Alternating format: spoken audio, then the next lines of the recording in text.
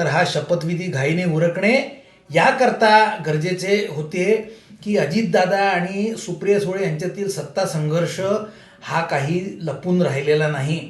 पवार घराण्याचा खरा वारस कोण हा प्रश्न शरद पवारांनी राष्ट्रवादीच्या लिडरशिपला विश्वासात न घेता छुप्या पद्धतीने, खरं म्हणजे धोकेबाजी करून सोडवण्याचा प्रयत्न केला आणि त्यामुळे पक्ष फुटला.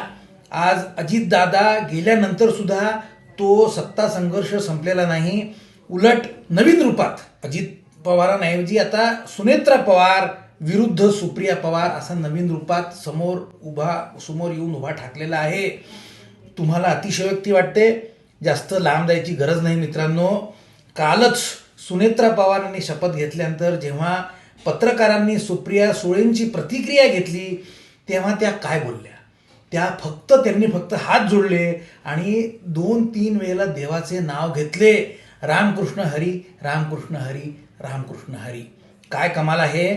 आता 48 तास मागे सुप्रियाताई ज्या वहिनीला हाताला धरून अंत्यविधीच्या मांडवातून फरफटत होत्या, ती वहिनी एवढी मोठी जबाबदारी घेते आहे. त्यांचं एका शब्दाने कौतुक नाही, काय ही असूया म्हणावी की मत्सर. या सत्ता संघर्षात सुप्रियाताई हे सुद्धा विसरल्या की सुनेत्रा पवार या महाराष्ट्राला लाभलेल्या पहिल्या स्त्री उपमुख्यमंत्री आहेत. हेच यांचे आणि यांच्या वडिलांचे फुले शाहू आंबेडकरांचा वारसा सांगणाऱ्या वडिलांचे पुरोगामित्व का? बाकी पुरोगामी करून मतं मिळणार नाहीत हे सुप्रियाताईंच्या बहुधा लक्षात आलेले दिसते. म्हणून तर त्या एवढ्याच सारखे देवाचे नाव घेत असतात. रामकृष्ण हरी, रामकृष्ण हरी, रामकृष्ण हरी.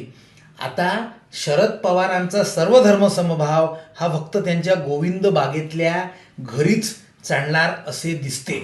तर काय मित्रांनो, समाजवाद काय, पुरोगामी महाराष्ट्र काय, आधुनिकता काय, या सगळ्या गप्पा आहेत, नुसते शब्दांचे बुडबुडे. चुकून जर सुप्रियाताई उपमुख्यमंत्री झाल्या असत्या आणि त्यांनी दुसऱ्याच दिवशी तरी शपथ घेतली असती, तर हे जे पत्रकार जे आज एडिटोरियल लिहित आहेत, संपादकीय लिहित आहेत, विरोध करत आहेत, त्याच पत्रकारांच्या पृष्ठभागात या पुरोगामी म्हणून घेणाऱ्या नेत्यांनी नोटांची बंडलं कोंबली असती आणि मग सुप्रियाताईंचे कौतुक करणारे एडिटोरियल आफ्टर एडिटोरियल मित्रांनो या पत्रकारांनी छापले असते. हे आहे खरे स्वरूप पुरोगामी महाराष्ट्राच्या नावाने सत्ताकारण करणाऱ्या नेते मंडळींचे आणि शब्दांचा व्यापार मांडलेल्या संपादकांचे आणि पत्रकारांचे. ना महाराष्ट्राच्या भल्याची काळजी आहे, ना स्त्रियांच्या प्रगतीची.